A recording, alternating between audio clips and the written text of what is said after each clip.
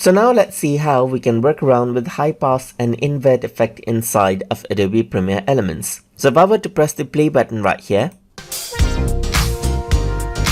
this is what it sounds like. So if I want to go around and add in high pass and invert, then it sounds different.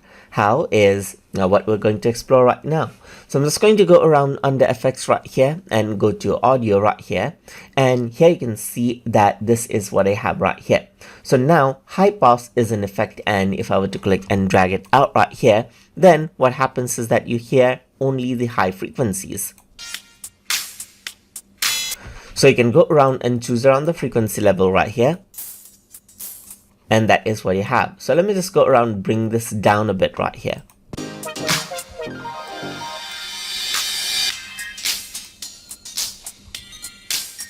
And that is what you hear. As you can see, you can go around and choose the frequency level and up that you want to hear. So that is what you have. Let me just go around and delete this, and now it starts to sound normal again.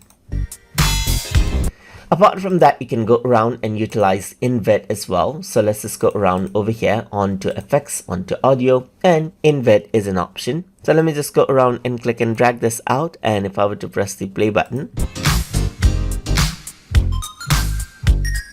it inverts out the frequency a bit. So there's a bit of a change right here, but you have to carefully listen to it right here.